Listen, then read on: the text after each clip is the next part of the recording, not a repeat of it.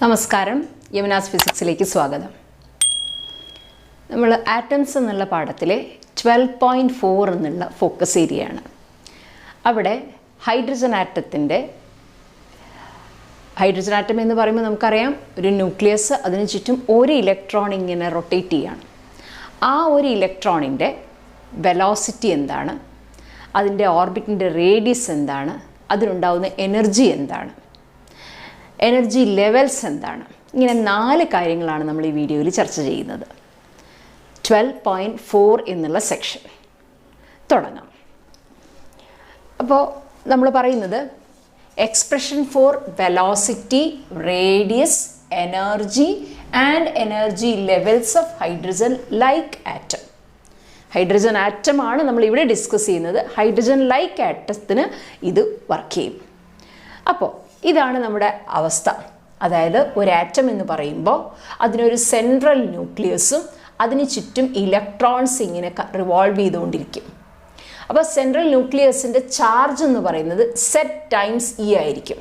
കാരണം നമുക്കറിയാം, ചാർജ് എന്ന് പറഞ്ഞാൽ ചാർജ് ഓഫ് ദ പ്രോട്ടോൺ മാത്രമാണ്.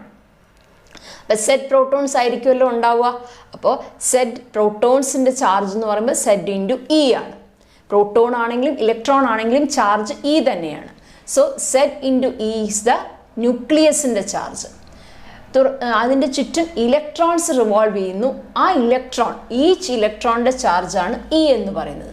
പക്ഷെ ഒരു ഹൈഡ്രജൻ ആറ്റത്തിനെ സംബന്ധിച്ച് നമ്മൾ പറയുകയാണെങ്കിൽ അതിൻ്റെ ന്യൂക്ലിയസിൽ ഒരേ ഒരു പ്രോട്ടോണേ ഉള്ളൂ. സോ സെറ്റ് ഈക്വൽ ടു 1 ആയിരിക്കും. അതേപോലെ ഒരേ ഒരു ഇലക്ട്രോൺ മാത്രമേ ഉള്ളൂ. അപ്പോൾ ഇവിടെ നമ്മൾ എംഫസൈസ് ചെയ്യുന്ന ഹൈഡ്രജൻ ആറ്റമാണ്. Bohr model of hydrogen atom. അപ്പോൾ ഇലക്ട്രോൺസ് ഇങ്ങനെ സർക്കുലർ ഓർബിറ്റിൽ ഇങ്ങനെ റൊട്ടേറ്റ് ചെയ്തുകൊണ്ടിരിക്കുകയാണ്.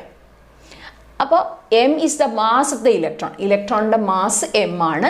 ഇതിൻ്റെ റേഡിയസ്, ഓർബിറ്റ് ചെയ്യുന്ന റേഡിയസ് ആർ ആണ്. ഇതിനുള്ള വെലോസിറ്റി വി ആണ്. So what are the terms? M r v. M mass of the electron, r the radius, v the velocity. ഇതിങ്ങനെ കറങ്ങിക്കൊണ്ടിരിക്കുമ്പോൾ നമുക്കറിയാം, ഒരു വസ്തു ഇങ്ങനെ കറങ്ങുകയാണെങ്കിൽ അതിനാവശ്യമായിട്ടുള്ള ഒരു ഘടകം സെൻട്രിപെറ്റൽ ഫോഴ്സ് ആണ്. Centripetal force is given by mv²/r.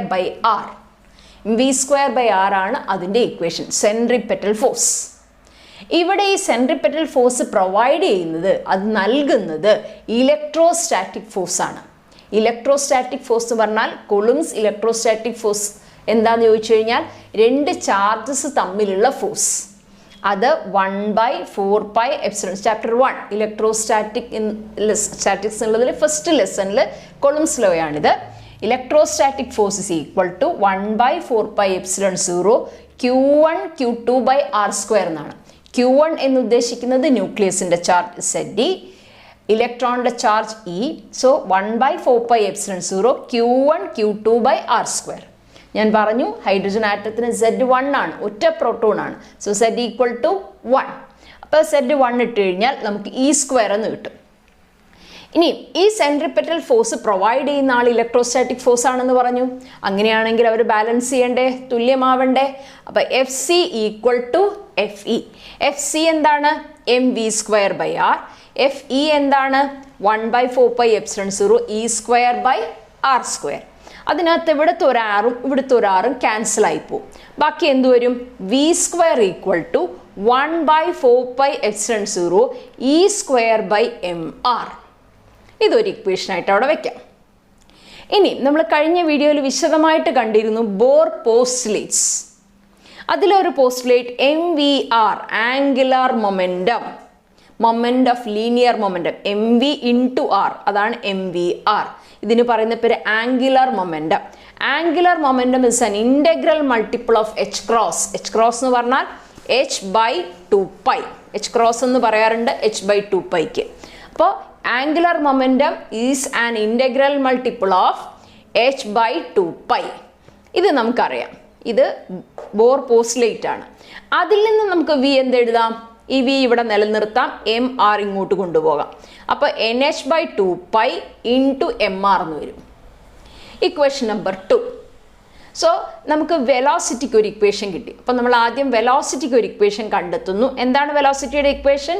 ഇനി ഇത്രയും നിങ്ങൾക്ക് അറിയില്ല എങ്കിലും വെലോസിറ്റി ഓഫ് ദി ഇക്വേഷൻ ഓർത്ത് വയ്ക്കാൻ എളുപ്പമല്ലേ? mvr ഈക്വൽ ടു nh/2π എന്ന് ഓർത്താൽ v equal to nh/2π mr. So first equation for velocity കിട്ടി. ഇനി ഇതിനൊന്ന് സ്ക്വയർ ചെയ്യാം. ഇത് സ്ക്വയർ ചെയ്ത് കഴിഞ്ഞാൽ ഈ രണ്ട് ഇക്വേഷൻസിൻ്റെയും LHS സെയിം ആവും. അങ്ങനെയാണെങ്കിൽ RHSും സെയിം ആവണ്ടേ? അപ്പോൾ ഈ ഇക്വേഷൻ സ്ക്വയർ ചെയ്തിട്ട് ഇത് ഇക്വേറ്റ് ചെയ്താൽ എങ്ങനെ വരും? ഈ ഇക്വേഷൻ സ്ക്വയർ ചെയ്തു എന്നിട്ട് ഇതിന് തുല്യമായിട്ട് എഴുതി. അപ്പോൾ എന്താണ്? n²h² by 4π² m² r² equal to equation 1 ആണ്. കാരണം ഇതിൻ്റെ സ്ക്വയർ എന്ന് പറഞ്ഞാൽ ഇതാണ്. അപ്പോൾ LHS സെയിം ആയാൽ RHSും സെയിം ആവണം. So 1/4πε0 e² by mr. ഇതിൽ തന്നെ ഈ mr ക്യാൻസൽ ചെയ്തു പോയി, ഈ പവറും ക്യാൻസൽ ചെയ്തു പോയി. അപ്പോൾ ഇവിടെ ഒരു mr മാത്രമേ ഉള്ളൂ. ക്രോസ് മൾട്ടിപ്ലൈ ചെയ്തു. n²h² into 4πε0. ഈ mr ക്യാൻസൽ ആയിപ്പോയി. സോ n²h² കൂടെ 4πε0. ഇനി ഇത് ക്രോസ് മൾട്ടിപ്ലൈ ചെയ്യുമ്പോൾ എന്ത് വരും? 4π² ഇവിടേക്ക് വന്നു, ഈ mr ഇവിടേക്ക് വന്നു, e². ഇതിൽ തന്നെ വീണ്ടും നമ്മൾ 4πയും 4 ഒരു പൈയും ക്യാൻസൽ ചെയ്തു. അപ്പോൾ ഒരു പൈ അവിടെ എക്സിസ്റ്റ് ചെയ്യുന്നുണ്ട്. ബാക്കി എന്ത് വരും? n²h² ε0 LHSലും റൈറ്റ് ഹാൻഡ് സൈഡിൽ π into m into r into e² എന്ന് കിട്ടും. അതിൽ ആറിൻ്റെ ഇക്വേഷനാണ് നമുക്ക് വേണ്ടത്. റേഡിയസിൻ്റെ ഇക്വേഷനാണ് കാണേണ്ടത്. അപ്പോൾ r equal to n²h² epsilon ഈ left hand side divided by right hand side π m e². ഇവിടെ n എന്നെന്താ സഫിക്സ് എഴുതിയിരിക്കുന്നത്? n എന്ന് സഫിക്സ് എഴുതിയിരിക്കുന്നത് ഈ ഇലക്ട്രോണിന് ന്യൂക്ലിയസിന് ചുറ്റും ഒരുപാട് ഓർബിറ്റ്സ് ഉണ്ട്. ഏത് ഓർബിറ്റിൽ വേണമെങ്കിലും ഇലക്ട്രോണിന് കറങ്ങാം. nth ഓർബിറ്റിലാണ് കറങ്ങുന്നതെങ്കിൽ ഇതാണ് ഇക്വേഷൻ. ഫസ്റ്റ് ഓർബിറ്റിലാണ് കറങ്ങുന്നതെങ്കിൽ n-ന് 1 കൊടുത്താൽ മതി. അപ്പോൾ n-ന് 1 കൊടുത്താൽ അപ്പോൾ ഓർബിറ്റ് റേഡിയസിൻ്റെ ഇക്വേഷൻ നമുക്ക് കിട്ടി. എന്താണ് റേഡിയസിൻ്റെ ഇക്വേഷൻ? ഇവിടെ നോക്കൂ, എല്ലാ ടേംസും കോൺസ്റ്റൻ്റ് ആണ്. ഇതിൽ വേരിയബിളേ ഇല്ല. n മാത്രമാണ് വേരിയബിൾ. n എന്ന് പറയുന്നത് n can have any value 1 2 3 etcetera up to infinity. അതായത് ഈ ഇലക്ട്രോണിന് ഏത് ഓർബിറ്റിൽ വേണമെങ്കിലും കറങ്ങാം. n ഈക്വൽ ടു 1 എന്ന് പറയുന്നത് ഗ്രൗണ്ട് സ്റ്റേറ്റ് ആണ്. ഏറ്റവും ലോവസ്റ്റ് എനർജി സ്റ്റേറ്റ്, അതായത് റൂം ടെമ്പറേച്ചറിൽ സാധാരണ അവസ്ഥയിൽ ഇലക്ട്രോൺ കാണുക n ഈക്വൽ ടു 1 എന്ന് പറയുന്ന ഓർബിറ്റ് ഇന്നർ ഓർബിറ്റാണ്, ലോവർ എനർജി ഉള്ള ഓർബിറ്റ്. സോ അതിന് പറയുന്ന പേരാണ് ബോർ റേഡിയസ്. ഈ ഇക്വേഷൻസിൽ നോക്കി ഇതിലെല്ലാം കോൺസ്റ്റൻസ് ആണ്. Planks constant, permittivity of free space, pi, mass of the electron, charge of the electron, എല്ലാം കോൺസ്റ്റൻസ് ആണ്. n മാത്രമാണ് വേരിയബിൾ. അപ്പോൾ n-ന് 1 എന്ന് കൊടുത്തു കഴിഞ്ഞാൽ ഈ ടേം ഫുള്ളി കോൺസ്റ്റൻ്റ് ആയി. അപ്പോൾ n ഈക്വൽ ടു 1 കൊടുക്കുമ്പോൾ നമുക്ക് കിട്ടുന്ന ഉത്തരമാണ് 0.529 ആംസ്ട്രോങ്. ആംസ്ട്രോങ് എന്ന് പറഞ്ഞാൽ 10⁻⁻10. ഈ വാക്ക് ഓർത്ത് വെച്ചോളണം. Bohr radius. ബോർ റേഡിയസിൻ്റെ വാല്യൂ എത്രയാണ്? 0.53 ആംസ്ട്രോങ് എന്ന് എഴുതാം. 0.529 നമ്മൾ പ്രോബ്ലം ഒക്കെ ചെയ്യുമ്പോൾ 0.539 ആംസ്ട്രോങ് എന്നാണ് എഴുതുക. കിട്ടിയല്ലോ. Rn എന്താണ്? Radius of the nth orbit. m എന്താണ്? Mass of the electron. R1 ആണ് എഴുതിയിരിക്കുന്നത്. n-ന് നമ്മൾ 1 എന്ന് കൊടുത്തപ്പോൾ നമുക്ക് 0.53 ആംസ്ട്രോങ്. ആംസ്ട്രോങ് എന്ന് പറഞ്ഞാൽ 10⁻⁻10 മീറ്റർ. അപ്പോൾ നമ്മൾ എന്തൊക്കെ കിട്ടി? റേഡിയസ് പഠിച്ചു, വെലോസിറ്റി പഠിച്ചു. ഒരു ടേമും കൂടെ, എനർജി. ഇലക്ട്രോൺ ഇതിൻ്റെ മുകളിൽ ഇങ്ങനെ കറങ്ങിക്കൊണ്ടിരിക്കുകയല്ലേ ഈ ഓർബിറ്റിൽ. അപ്പോൾ ഇതിന് 2 എനർജി ഉണ്ട്. Sum of kinetic and potential energy. Kinetic energy K, potential energy U. ഇതൊക്കെ നമ്മൾ ഫെമിലിയർ ആണ്. മുൻപുള്ള ചാപ്റ്റേഴ്സിൽ ഈ ടേംസ് ഒക്കെ നമ്മൾ പരിചയപ്പെട്ടിട്ടുണ്ട്, നമുക്കറിയാം. അപ്പോൾ നമുക്ക് Kയും Uവും കണ്ടെത്തണം. അപ്പോൾ K കണ്ടെത്താനുള്ള എളുപ്പവഴി നമുക്കറിയാം. 12mv² ആണ് നമുക്ക് കിട്ടേണ്ടത്, അറിയാം അല്ലേ? പക്ഷേ 12mv² കിട്ടാനുള്ള എളുപ്പ വഴിയാണ് ഈ ഇക്വേഷൻ. ഏതാണ് ഈ equation? FC equal to FE എന്നുള്ള ഇക്വേഷൻ ഞാൻ ഒന്നും കൂടെ എടുത്തു. ബിക്കോസ് എനിക്ക് 12mv² വേണം. അപ്പോൾ mv²/r ഈക്വൽ ടു 1/4πε0 e²/r² എന്ന് കിട്ടി. അതിൽ ഓരോ r ഞാൻ വെട്ടിക്കളഞ്ഞു. എന്നിട്ട് 2 സ്ഥലത്തും ഹാഫ് ഇട്ട് ഗുണിച്ചു. അപ്പം ഇത് ഹാഫ് എം വി സ്ക്വയർ ആയില്ലേ? ഇപ്പം നോക്കൂ, ഇത് ഹാഫ് എം വി സ്ക്വയർ ആയില്ലേ? ഇതിനെ ഹാഫ് കൊണ്ട് ഗുണിച്ചു. അപ്പം എന്ത് കിട്ടി? 1/2 1/4πε0 E സ്ക്വയർ ബൈ ആർ. ഈ ഒരു ആറും വെട്ടിപ്പോയി. ഇതിനെ എന്ത് പേരിട്ട് വിളിക്കാം? കെ. സോ നമ്മുടെ ഫസ്റ്റ് ഇക്വേഷൻ എന്താ? E equal to K plus U. ഈ എനർജിയാണ് നമുക്ക് കാണേണ്ടത്. കെ കണ്ടെത്തി ഇക്വേഷൻ നമ്പർ 2 ഇനി പൊട്ടൻഷ്യൽ എനർജി സെക്കൻഡ് ലെസണിൽ നമ്മൾ പഠിച്ചു, ഫസ്റ്റ് ലെസണിൽ നമ്മൾ പഠിച്ചു. Electrostatic potential energy U equal to minus എന്തുകൊണ്ടാണ് വന്നത്? സ്റ്റെബിലിറ്റി. പൊട്ടൻഷ്യൽ എന്ന് പറയുന്ന പദം സ്റ്റെബിലിറ്റി ആയിട്ട് ബന്ധപ്പെട്ടതാണ്. Negative energy shows stability of the atom. അത് -1/4πε0 Q1 Q2 ബൈ ആർ ആണ്. ഈ ടേം ആറാണ്, ആർ സ്ക്വയർ അല്ല, തെറ്റിപ്പോവരുത്. So -1/4πε0 E square by R. Equation number 3. അപ്പോൾ ഈ 2ഉം 3ഉം കൂടെ നമുക്ക് ഇവിടെ കൊടുത്തു കഴിഞ്ഞാൽ E കിട്ടുമല്ലോ. അപ്പോൾ 2 ഇടാം, 3 ഇടാം. ഇത് 2, ഇത് 3. 2 and 3 ഇട്ടാൽ നമുക്ക് E കിട്ടും. So what is E? Substitute ചെയ്യാം. കെയുടെ വാല്യൂ 1/2 × 8, അതായത് 2 × 4 8. 1/8πε0 E സ്ക്വയർ ബൈ ആർ. ഇതും കൂടെ കൂട്ടണം. കൂട്ടുമ്പോൾ ഈ മൈനസ് വേണം. -1/4πε0 E സ്ക്വയർ ബൈ ആർ. ഇനി ഇവിടെ നോക്കിയ ഇക്വേഷൻ നോക്കിയാൽ തന്നെ നമുക്ക് മനസ്സിലാവും. ഇത് 1/8ഉം ഇത് 1/4ഉം ആണ് എന്ന് പറഞ്ഞാൽ എന്താ അർത്ഥം? ഇതിനെ × 2, ഇതിനെ 2 × 2 ചെയ്യുമ്പോഴല്ലേ ഇത് കിട്ടുക എന്ന് പറഞ്ഞാൽ എന്താ അർത്ഥം? ട്വൈസ് കെ ആണ് യു അല്ലേ? ഇതാ എന്താണ്? ട്വൈസ് കെ ആണ് you with a minus sign ആണല്ലോ. ഇക്വേഷൻ നമുക്കത് എഴുതാം. സോ 1ൽ നിന്ന് അര അല്ലെങ്കിൽ അരയിൽ നിന്ന് 1 എന്ന് പറഞ്ഞാൽ എന്ത് കിട്ടും? അര -1 -½ അല്ലേ? 1 -½ എന്താ? ഹാഫ്. അപ്പോൾ അര -1 എന്ത് കിട്ടും? -½ അല്ലേ? ഇത് അര, ഇത് -1. അപ്പോൾ എത്ര കിട്ടി? -½ so the answer is minus. ഇത് പകുതി, ഇത് മുഴുവനും ഉണ്ട്. അപ്പോൾ മൈനസ്, ഞാനതാ പറഞ്ഞ -½ +1 എന്ന് പറഞ്ഞാൽ എത്രയാ? ഹാഫ് ആണ്. തിരിച്ചെഴുത്. -1 + ½ എത്ര കിട്ടി? -½ okay. -1/8πε0 E square by R. പക്ഷെ നമുക്കറിയാം കെയുടെ വാല്യൂ എന്താ?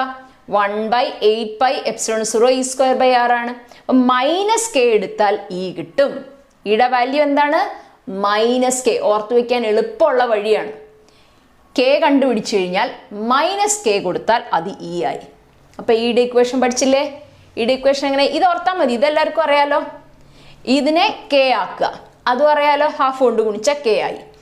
ആ kക്ക് ഒരു മൈനസ് സൈൻ കൊടുത്താൽ അത് E ആയി മാറും. അതുപോലെ തന്നെ അതിനൊരു 2 കൊണ്ട് ഗുണിക്കുക. -k കൊടുത്തു, ഒരു 2 കൊണ്ട് ഗുണിച്ചാൽ -2k ആയി. അതാണ് പൊട്ടൻഷ്യൽ എനർജി. അപ്പോൾ ഇത് കാണാതെ പഠിക്കേണ്ട ആവശ്യമില്ല, മനസ്സിലായല്ലോ. So that is A energy.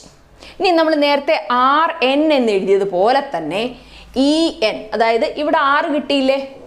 ഈ Rന് ഈ ഇക്വേഷൻ കൊടുത്താൽ, ഇനി ഈ Rന് ഇതാണ് കൊടുക്കുന്നതെങ്കിൽ E1 കിട്ടും. E1 കിട്ടാൻ Rന് 1 കൊടുക്കുക, R1 എന്നുള്ള വാല്യൂ കൊടുക്കുക. E2 കിട്ടാൻ R2ൻ്റെ വാല്യൂ കൊടുക്കുക. അങ്ങനെ ഇൻ ജനറൽ R എടുത്ത്, ഈ ഇക്വേഷൻ R എടുത്ത് ഇവിടെ കൊടുത്തു കഴിഞ്ഞാൽ നമുക്ക് സിംപ്ലിഫൈ ചെയ്ത് വരുമ്പോൾ ഈ വാല്യൂ കിട്ടും. നമുക്ക് ഈ വാല്യൂ ഓർത്ത് വെച്ചാൽ മതി, ബാക്കി എല്ലാം കോൺസ്റ്റൻസ് ആണ്. അപ്പം മൈനസ് ഇവിടെ തന്നെ ഉണ്ട്. Rന് ഇത് കൊടുത്തു, നമുക്ക് മൈനസ്, ഈ വാല്യൂ ഓർത്ത് വെച്ചോളാം, മറക്കരുത്. 13.6 ഇലക്ട്രോൺ വോൾട്ട്. ജൂൾ അല്ല, അറ്റോമിക് സ്കെയിലിൻ്റെ എനർജി ഇലക്ട്രോൺ വോൾട്ട് ആണ്. ജൂൾ എന്നുള്ള വാല്യൂ ഇവിടെ ഇല്ല, കാരണം അത്രയും ചെറിയ എനർജി എവിടെയുള്ളൂ. കാരണം മാസ് ആലോചിച്ച് നോക്കൂ, m is 10⁻31 kg ഒക്കെ വരിക. അപ്പോൾ അത്രയും കുഞ്ഞ് മാസ് വരുമ്പോൾ ജൂളൊന്നും എനർജി ഇല്ല, ഇലക്ട്രോൺ വോൾട്ടേ ഉള്ളൂ. അപ്പോൾ electron volt by n². Okay, ഇനി അതവിടെ കൊടുത്തു. ഇനിയും നോക്കുക, എന്നിന് നമ്മൾ വാല്യൂസ് കൊടുത്തു. n1 ആണെങ്കിൽ, അതായത് ഫസ്റ്റ് ഓർബിറ്റിൽ, ഏറ്റവും ഇന്റേണൽ ഓർബിറ്റിലാണ് ഇലക്ട്രോൺ ഉള്ളതെങ്കിൽ അതിൻ്റെ എനർജി ലോവസ്റ്റ് ആണ്. കാരണം ഇത് മൈനസ് ആണ്. മൈനസ് കൂടുന്തോറും എന്താ അർത്ഥം? മൈനസ് വെച്ചിട്ട് മാഗ്നിറ്റ്യൂഡ് കൂടി അത് കുറയല്ലേ ചെയ്യുക. അപ്പോൾ ഏറ്റവും ലോവസ്റ്റ് എനർജി ലെവൽ -13.6 eV. അതാണ് ഈ കാണിച്ചിരിക്കുന്നത് ഗ്രൗണ്ട് സ്റ്റേറ്റ്. -30 y ആക്സിസിൽ എനർജി, ഇത് നമ്മൾ കാണിച്ചിരിക്കുന്നത് സ്റ്റേറ്റ്സ് ആണ്. ഇപ്പോൾ ഏറ്റവും ലോവസ്റ്റ് സ്റ്റേറ്റ് n = 1 ഇതാണ്. അടുത്തൊരൽപ്പം കൂടെ n = 2 ദാറ്റ് ഇസ് -3.4 -3.4.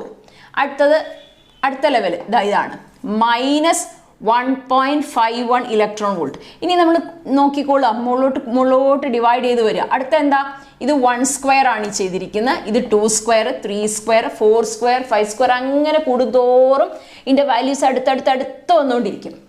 ഇനി കുറച്ചും കൂടെ അങ്ങോട്ട് കൂട്ടി കൊണ്ടുവന്നു കഴിഞ്ഞാൽ ഈ ലെവൽസ് ചേർന്ന് വന്ന് കണ്ടിന്യൂസ് ആവും. അപ്പോഴത്തേക്കും ഇലക്ട്രോൺ അൺബൗണ്ട് ആവും. അൺബൗണ്ട് ആവും എന്ന് പറഞ്ഞാൽ എന്താ, ഇലക്ട്രോൺ ഈ ഷെല്ലിൽ നിന്ന് പുറത്തു പോയിട്ടുണ്ടാവും. പിന്നെ ഹൈഡ്രജൻ ആറ്റത്തിനകത്ത് ഇലക്ട്രോൺ ഉണ്ടാവില്ല, അത് ഫ്രീ ആയിരിക്കും. അയണൈസ്ഡ് എന്ന് പറയും. ഇലക്ട്രോണിനെ റിമൂവ് ചെയ്ത് കഴിയുമ്പോൾ നമ്മൾ പറയുന്ന പേരാണ് അയണൈസ്ഡ് ആറ്റം. അപ്പോൾ അയണൈസ്ഡ് ആറ്റം ആയിട്ടുണ്ടാവും, ഇലക്ട്രോൺ ഫുള്ളി റിമൂവ്ഡ് ആവും. അപ്പോൾ ഓരോ സ്റ്റേറ്റിൽ നിന്നും, അപ്പോൾ ഇൻ ജനറൽ എക്സൈറ്റഡ് അല്ല, റൂം ടെമ്പറേച്ചർ ആണ് എങ്കിൽ ഇലക്ട്രോൺ കാണുക ഗ്രൗണ്ട് സ്റ്റേറ്റിലാണ്. അതല്ലാത്ത പക്ഷം ഇതിലേതെങ്കിലും ഹയർ സ്റ്റേറ്റിലാണ് ഉണ്ടാവുക. ഇതാണ് ലോവർ സ്റ്റേറ്റ് ഓഫ് എനർജി. ഇനി നമ്മൾ ബോസ്റ്റേറ്റ് പഠിച്ചിട്ടുണ്ട്. ഹയർ എനർജിയിൽ നിന്ന് താഴേക്ക് വീഴുമ്പം hν എമിറ്റഡ് ആവും. E2 - E1 final minus initial equal to hν നമ്മൾ പഠിച്ചിട്ടുണ്ട്. അറ്റ് ദ ടൈം ഓരോ സ്റ്റേറ്റിൽ നിന്നും താഴോട്ട് ചാടുകയാണ്. അപ്പം എല്ലാവരും കൂടെ 1ലേക്ക് ചാടുകയാണെങ്കിൽ ഇവിടെ നിന്നും ഒക്കെ ഓരോ ഹയർ സ്റ്റേറ്റിൽ നിന്നും n = 2 to 1, 3 to 1, 4 to 1, 5 to 1 അങ്ങനെ ചാടിയാൽ ലൈമൻ സീരീസ്. അടുത്തത് എല്ലാവരും 2ലോട്ട് ചാടുകയാണെന്ന് വിചാരിക്കുക. ഫ്രം 3, ഫ്രം 4, ഫ്രം 5 എല്ലാ ഹയർ സ്റ്റേറ്റിൽ നിന്ന് 2ലേക്ക് ചാടിയാൽ ബാമർ. അതുപോലെ 3ലേക്ക് ചാടിയാൽ ലൈമൻ, ബാമർ, പാഷൻ. 4ലേക്ക് Pfund, Lyman, Balmer, Paschen, Brackett, Pfund. അങ്ങനെ 5 എണ്ണം. 1ലേക്ക് ചാടിയാൽ എല്ലാവരും 1ലേക്ക് ചാടിയാൽ Lyman, 2 Balmer, 3 Paschen, 4 Brackett and 5 Pfund series. ഇങ്ങനെ 5 സീരീസ് ഓഫ് ലൈൻ സ്പെക്ട്രം നമുക്ക് കിട്ടും. ഓരോ ലെവലിൽ നിന്ന് ട്രാൻസിഷനാണ്, മുകളിൽ നിന്ന് താഴോട്ടാണ് ചാടേണ്ടത് കേട്ടോ. കാരണം എന്തുകൊണ്ടാണ്, ഇവിടെയാണ് അതിന് ഏറ്റവും എനർജി, മിനിമം എനർജി ഉള്ള സ്ഥലം ഇവിടെയാണ്. അപ്പോൾ എക്സൈറ്റ് ചെയ്യുമ്പോൾ അതിൻ്റെ എനർജി കൂടും. എനർജി കൂടി കഴിഞ്ഞാൽ വീണ്ടും അത് ഗ്രൗണ്ട് സ്റ്റേറ്റിലേക്ക് പോകുമ്പം എക്സ്ട്രാ എനർജി അത് ലിബറേറ്റ് ചെയ്യും in the form of hν. കിട്ടിയല്ലോ. അപ്പോൾ നമ്മൾ 4 കാര്യങ്ങൾ ഇന്ന് പഠിച്ചു. ഏതൊക്കെയാണ്? Velocity, radius, energy levels. മുൻപാണെങ്കിൽ ഇത് സ്ഥിരം ഒരു എസ്സേ ക്വസ്റ്റ്യൻ ആയിരുന്നു, 5 മാർക്സ് ക്വസ്റ്റ്യൻ ആയിരുന്നു. പക്ഷേ ഇപ്പോഴത്തെ ഫോക്കസ് ഏരിയയുടെ രീതി വെച്ച് നമ്മൾ പറയുകയാണെങ്കിൽ ഇപ്പോൾ നമുക്ക് ഫോക്കസ് ഏരിയയ്ക്ക് പറഞ്ഞിരിക്കുന്നത് ജസ്റ്റ് 4 മാർക്സ് ആണ് പറഞ്ഞിട്ടുള്ളൂ. ഈ ലെസണിന് 4 മാർക്സ് ആണ് പറഞ്ഞിട്ടുള്ളൂ. അപ്പോൾ നമുക്ക് എസ്സേ പാർട്ടായിട്ട് ചോദിക്കും എന്ന് പറയാൻ നിവൃത്തിയില്ല. 4 മാർക്സാണ് മാക്സിമം ചോദിക്കാൻ പറ്റുള്ളൂ. അപ്പോൾ 4 മാർക്ക് ക്വസ്റ്റ്യൻ ആയിട്ട് ഏതെങ്കിലും ഡെറിവേഷൻ ചോദിച്ചു എന്ന് വരാം. പിന്നെ ഇത് വെച്ചിട്ട് ഞാൻ പറഞ്ഞല്ലോ ആ സീരീസ് ഏതൊക്കെയാ? Lyman, Balmer, Paschen, Brackett, fund. ഈ സീരീസ് ഏതാണെന്ന് ചോദിക്കാം. ആ സീരീസിൻ്റെ ട്രാൻസിഷൻ വേണേൽ വരയ്ക്കാൻ പറയാം. ഒന്നും ചെയ്യാനില്ല, എല്ലാം ഇവിടുന്നെല്ലാം മോളിൽ നിന്നൊക്കെ ഇവിടുന്ന് ഇങ്ങോട്ട് ഓരോ ലൈനിൽ നിന്ന് താഴോട്ട് വരച്ചാൽ മതി. Lyman, Balmer, Paschen, Brackett, fund. Okay. അപ്പോൾ ഇപ്പം തന്നെ സ്ക്രീൻഷോട്ട് ചെയ്യുക.